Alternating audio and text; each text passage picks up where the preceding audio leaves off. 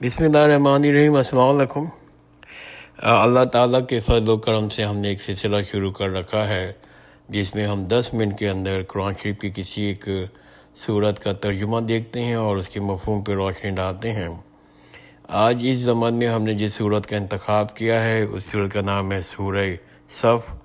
ये मदनी है, इसकी 14 आयतें हैं और 2 रुकू हैं, और कुरान शरीफ की जो सूरतों की सीरीज़ है उसमें इसका नंबर 61 है, 61।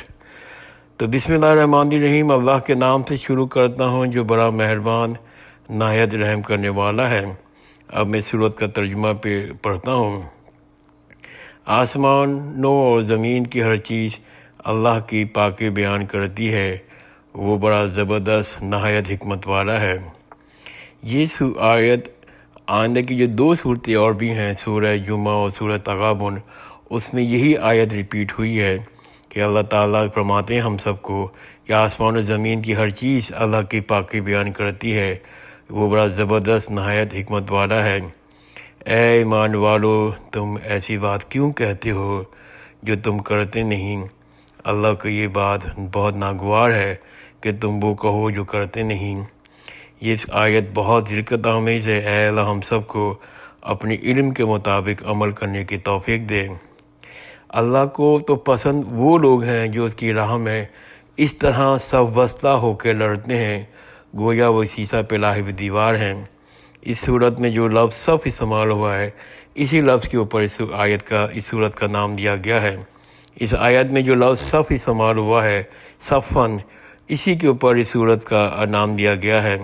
अल्लाह ताला फरमाते हैं इस आयत में कि अल्लाह को तो पसंद वो लोग हैं जो उसकी राह में इस तरह सब वस्ता होकर लड़ते हैं गोया वो एक शीशा पिलाई हुई दीवार हैं। जब मूसा ने अपनी कौम से कहा है, मेरी कौम तुम मुझे क्यों सताते हो, हालांकि तुम्हें मालूम है कि तुम्हारी तरफ मैं अल्लाह का रसूल हूँ। फिर जब वो टेढ़े ही रहे तो अल्लाह ने भी इनके दिल टेढ़े कर दिए, और अल्लाह नाफरमानों को हिदायत नहीं देता। जब ईसा इब्न मरियम ने कहा, ए बनी इसराइल, मैं तुम्हारी तरफ रसूल, अल्लाह का रसूल बनाकर भेजा गया हूँ, मुझसे पहले जो तौरात आ चुकी है इसकी तस्दीक करता हूँ, और मेरे बाद एक रसूल आने वाला है जिसका नाम अहमद होगा, मैं उसकी बशारा देता हूँ। फिर जब वो उनके पास खुली दलीलें लेके आए तो कहने लगे, ये तो सरीहन जादू है, इससे बढ़कर जालिम कौन होगा जो अल्लाह पे झूठ बांधे, हालांकि इस्लाम की तरफ बुलाया जाता और अल्लाह जालिम को हिदायत नहीं देता। इससे बढ़कर जालिम कौन होगा जो अल्लाह पे झूठ बांधे, हालांकि वो इस्लाम की तरफ बुलाया जाता हो और वो अल्लाह जालिम को हिदायत नहीं देता। वो चाहते हैं कि अल्लाह के नूर को अपने मुंह से फूंक मार के बुझा दें। वो चाहते हैं अल्लाह के नूर को अपने मुंह से फूंक मार कर बुझा दें। अल्लाह अपने नूर को कमा तक पहुँचा कर रहेगा, हवा काफिर बुरा ही माने। उसने अपने रसूल को हिदायत और दीन हक देकर भेजा ताकि उसे तमाम दीनों पर गालिब करे, हवा मुशरिक बुरा ही माने। ऐ ईमान वालो, क्या मैं तुम्हें ऐसी तिजारत ना बताऊं जो तुम्हें दर्दनाक अजाब से बचा ले। तुम अल्लाह और उसके रसूल पर ईमान लाओ, अल्लाह की राह में अपने माल व जान से जहाद करो, ये तुम्हारे लिए बेहतर है। अगर तुम समझ रखते हो वो तुम्हारे गुनाह माफ़ फरमा देगा, तुम्हें ऐसे बागों में दाखिल करेगा जिसकी नीचे नहरें जारी होंगी, उम्दा मकानों में रखेगा, हमेशा के बागों में। ये बड़ी कामयाबी है। एक और चीज़ भी देगा जिसे तुम पसंद करते हो, वो अल्लाह की मदद और जल्द फतह याबी है, और मोमिनों को खुशखबरी सुना दीजिए। ऐ ईमान वालो, अल्लाह की मददगार हो जाओ, जैसा कि ईसा बिन मरियम ने हवारियों से कहा कि अल्लाह की राह में कौन है मेरा मददगार। तो हवारियों ने कहा, हम अल्लाह के मददगार हैं। तो बनी इसराइल में से एक गुरोह तो ईमान ले आया और एक गुरोह ने कुफर किया, सो हमने उनको दुश्मनों के मुकाबले में मोमिनों की मदद की तो वो गालिब हो गए। ये सूरह सफ़ का मैंने तर्जुमा पढ़ा। इसकी दो आयतें मुझे बहुत पसंद हैं कि ईमान वालो, तुम ऐसी बात क्यों कहते हो जो तुम करते नहीं। अल्लाह की बात बहुत नागवार है कि तुम जो वो कहो जो करते नहीं। अल्लाह ताला इस आयत के ऊपर मेरा बहुत खौफ होता है। अल्लाह ताला हम सब को अपने इल्म के मुताबिक अमल करने की तौफीक दे। میں یہ دعا بار بار اپنی زندگی میں مانگتا ہوں. ہم سب کو یہ دعائیں مانگنی چاہیے. آگے میں اس کی تشریح پہ روشنی ڈالتا ہوں کہ اس تشریح اور اس کے نام اور نزول کیا ہے، کب ہے اور کیسے ہم اس کو بیان کر سکتے ہیں.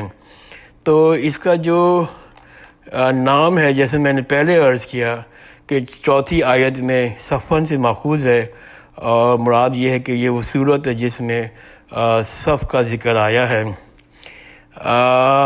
کسی معتبر روایت سے اس کا نزول معلوم نہیں ہوتا، لیکن اس کے مضامین پر غور کرنے سے اندازہ ہوتا ہے کہ غالباً یہ جنگ احد کے متصل زمانے میں نازل ہوئی ہے، کیونکہ اس میں جن حالات کی طرف اشارہ کیا گیا ہے، خاص طور پر منافقین کا، وہ اسی دور میں پائے جاتے تھے. اور موضوع اس کا جو موضوع ہے وہ اصل میں مسلمانوں کو ایمان میں اخلاص اختیار کرنا اور اللہ کی راہ میں لڑنے پر ابھارنا ہے. اس میں ضعیف الایمان مسلمانوں کو بھی مخاطب کیا گیا ہے، اور ان لوگوں کو بھی جو ایمان کا جھوٹا دعویٰ کر کے اسلام میں داخل ہو گئے تھے، اور ان کو بھی جو مخلص تھے.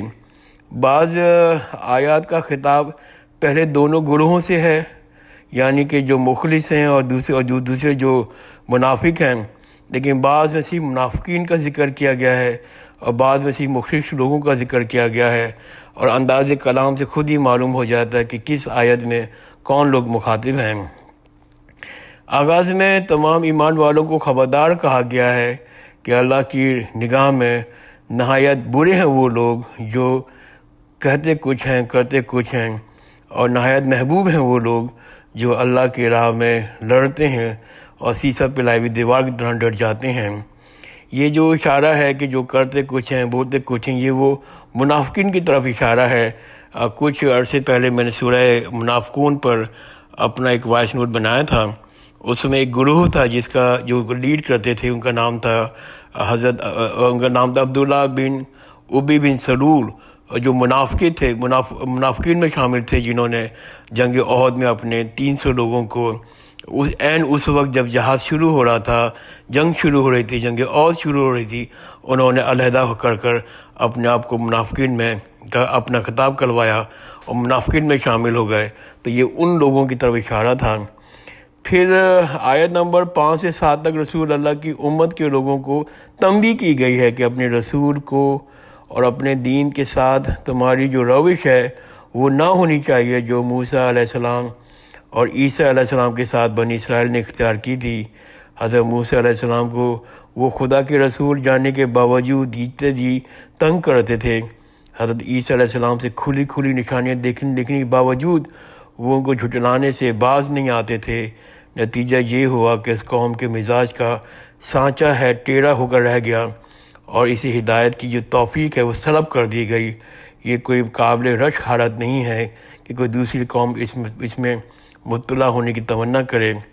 پھر آیت نمبر 8 اور 9 میں اعلان کیا گیا کہ یہود و نصارہ اور ان سے ساز باز رکھنے والے منافقین اللہ کے اس نور کو بجھانے کی جتنی ہی کوشش کر رہے ہیں، یہ پوری آب و تاب کے ساتھ دنیا میں پھیل کر رہے گا، اور مشرکین کو خواہ کتنا ہی ناگوار ہو، رسول برحق کا لائے و دین ہر دوسرے دین پر غالب آ کے رہے گا. اس کے بعد سورت نمبر 10 سے 13 میں اہل ایمان کو بتایا گیا ہے کہ دنیا اور آخرت میں کامیابی کی راہ صرف ایک ہے، وہ یہ ہے اللہ اور رسول پر سچے دل سے ایمان لاؤ، اللہ کی راہ میں جان و مال سے جہاد کرو. آخرت میں اس کا ثمرہ خدا کے عذاب سے نجات، گناہوں کی مغفرت اور ہمیشہ کے لیے جنت کا حصول ہے، اور دنیا میں اس کا انعام خدا کی تائید و نصرت اور فتح و ظفر ہے. آخر میں اہل ایمان والوں کو تلقین کی گئی ہے کہ جس طرح حضرت عیسیٰ علیہ السلام کے حواریوں نے اللہ کی راہ میں ان کا ساتھ دیا، اسی طرح وہ بھی انصار اللہ بنے، تاکہ کافروں کے مقابلے میں ان کو بھی اسی طرح اللہ کی تائید حاصل ہو جس طرح پہلے ایمان والوں کو حاصل ہوئی تھی. یہ میں نے مختصراً اس کی تشریح پر روشنی ڈالی ہے. اگر کسی شخص کو کوئی مزید ڈسکس کرنا ہے تو مجھ سے کانٹیکٹ کر سکتا ہے.